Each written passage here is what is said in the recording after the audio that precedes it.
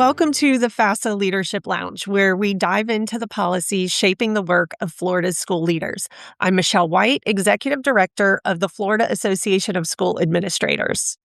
And I'm Jessica Janasiewicz, lobbyist for FAFSA and for several school districts across the state of Florida. Well, one of the first topics on our minds this week is, will we have special session this week? And the answer is that it looks like it. The House and Senate both have floor sessions scheduled for this week starting tomorrow. So we'll see what happens. The plan is for the legislature to address three issues.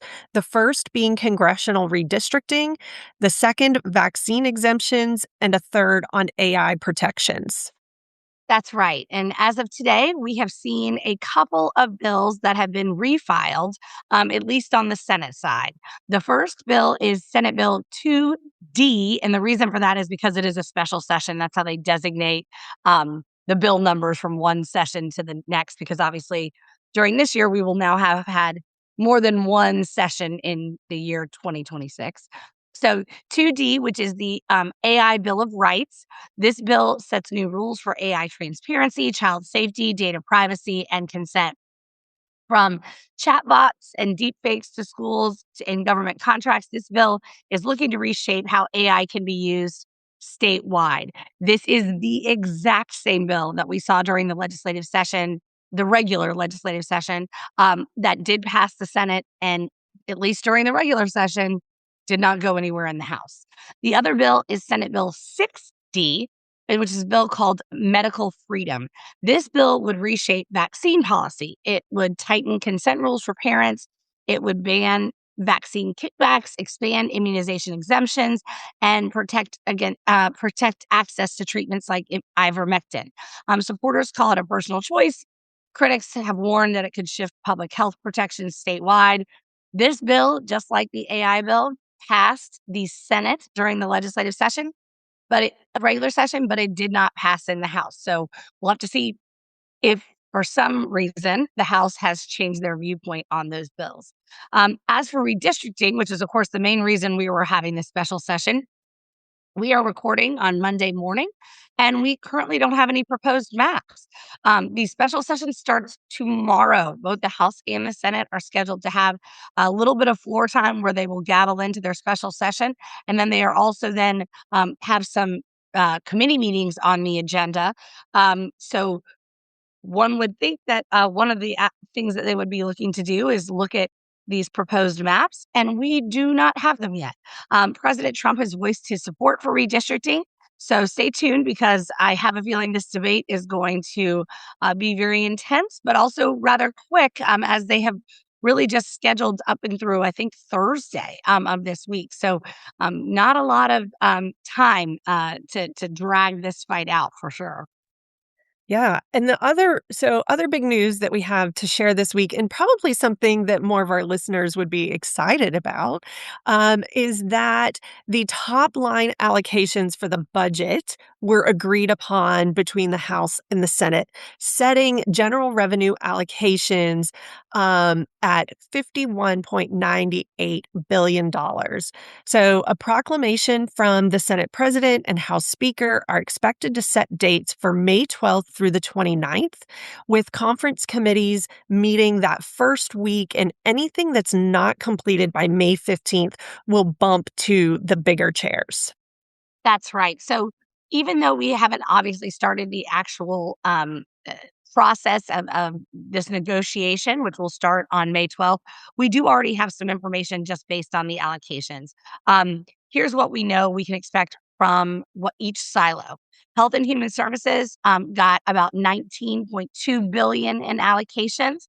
Education came in second at $16.2 billion.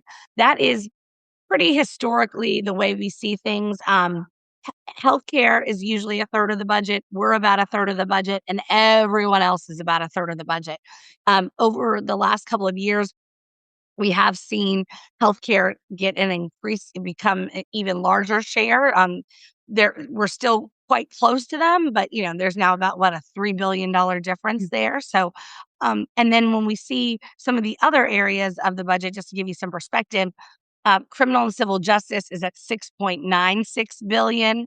Higher ed is at 6.68 billion, and then other agencies are in that same number too. And we are down in our allocations. This was something that leadership did say they wanted to do.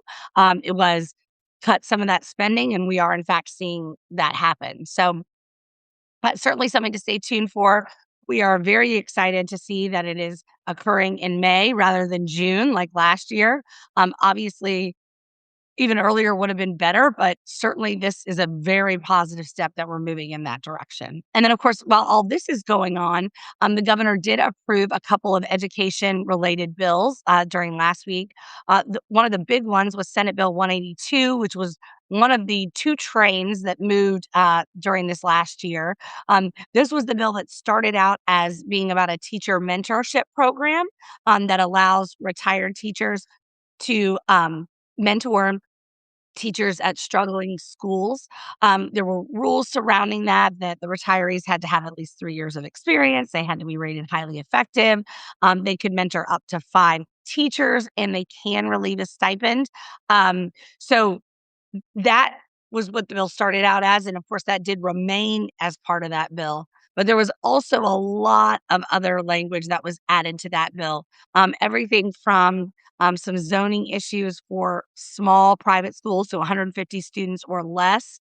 Um, they also had uh, other language that's contained within that bill that we'll certainly talk about is important to us. This was definitely one of the bigger bills during this legislative session. So having him sign that means we've got a lot of our policy that is starting to be approved by the governor now. That'll be in place July 1st. That's right. And the private school zoning piece, that change is going to allow those small schools to operate in commercial or mixed use zoning districts without rezoning or getting a special exemption. So supporters of the bill believe it will help more students to take advantage of the choice scholarship funds. And we'll see how that goes. The other piece that's included in this bill is cursive writing. So this is now going to be required for 3rd through 5th grade. And by the end of 5th grade, students must show proficiency in the ability to write upper and lowercase letters, write words and sentences with proper spacing and alignment, and the ability to read and write essays and assignments in cursive. The state board will need to adopt standards, of course, for this. So we'll see more as we move forward.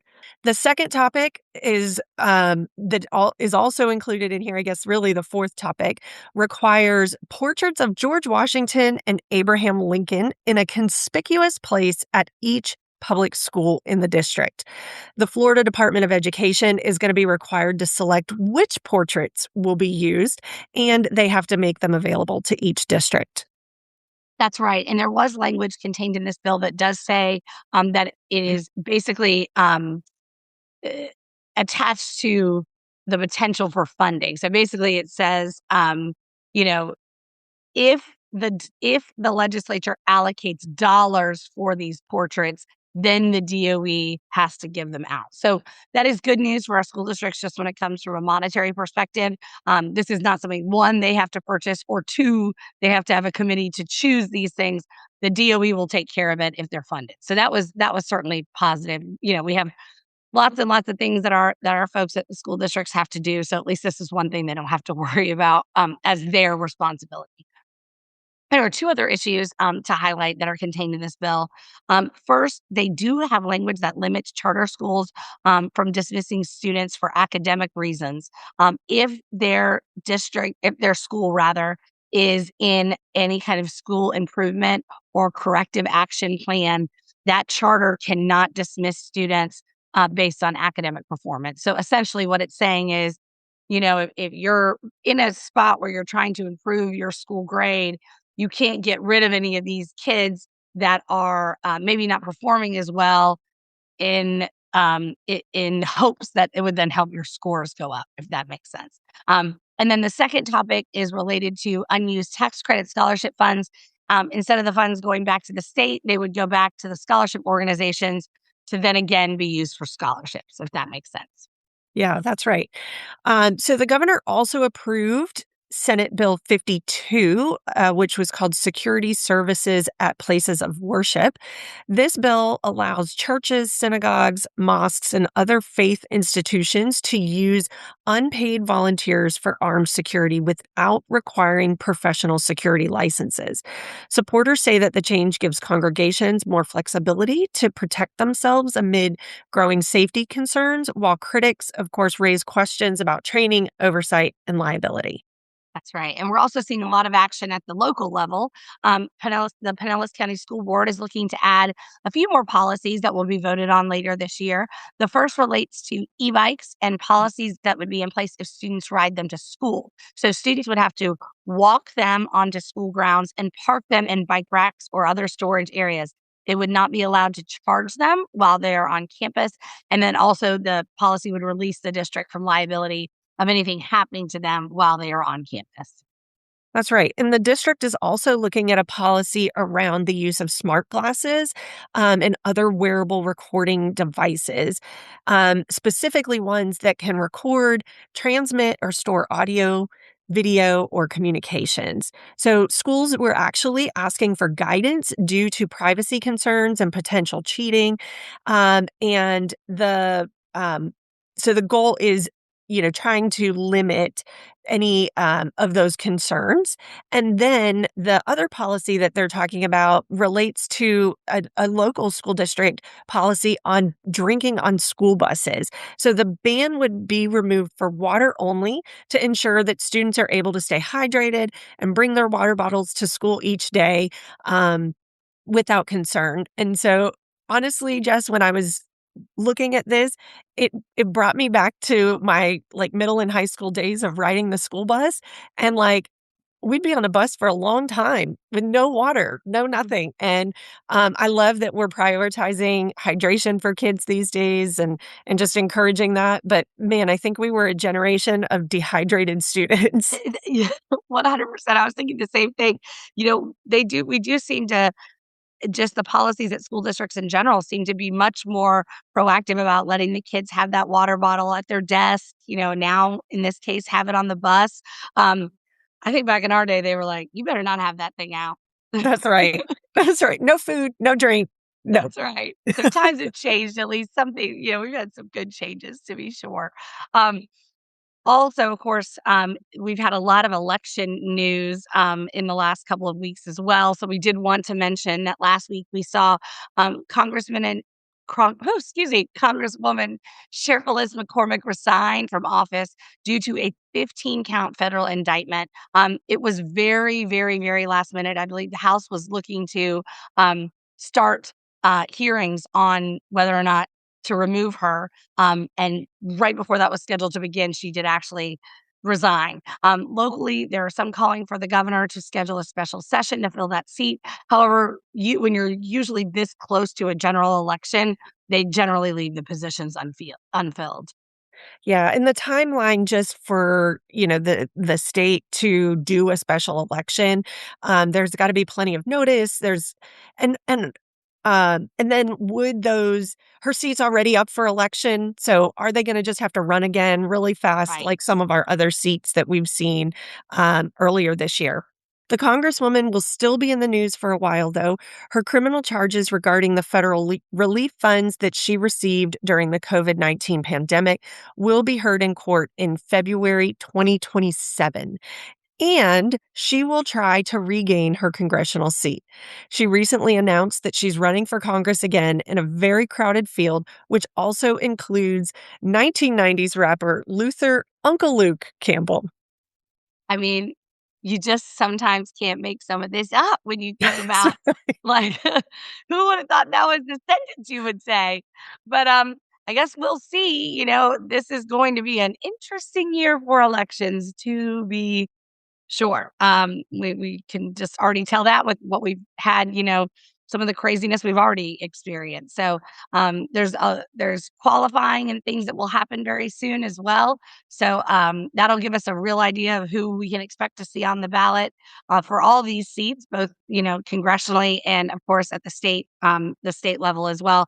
I think that's one thing to mention that is going to be interesting this week. Also, as we look at whatever the proposal is for the congressional redistricting is, there are lots of people now, current sitting House members, that are wondering what their district may look like once these maps are redrawn. They may have all different kind of population that they're then going to have to run and represent. So certainly what they do here in Tallahassee this week is going to be very, very interesting to all of us. But certainly if you're a congressman or if you're running to become one, you've got all eyes on what's happening here in Tallahassee. So we will keep you updated on this and everything else that's happening in special session this week as we progress. Absolutely. And we just want to say thank you so much for listening. Talking about the elections as well makes me think about our FASA Political Action Committee and how much that committee really gets to kick off so much work right now as we start to prepare for how our organization will support candidates that are running at the state level. So, state House, state Senate. You can find more and certainly make your contribution to the PAC through the resources link in the podcast notes. And then thank you again so much for listening. We are excited to bring the Leadership Lounge to you and updates around education policy and more to come next week. So stay tuned. Thank you for listening to the Leadership Lounge podcast presented by the Florida Association of School Administrators. Today's podcast was hosted by Michelle White and Jessica Janasiewicz. Podcast was produced by Jeff Willoughby. Make sure to subscribe to the podcast wherever you listen to your favorite podcasts. New episodes are released each Monday. For show topics, suggestions, questions, or comments, please email communications@fasa.net. We hope you enjoyed the show.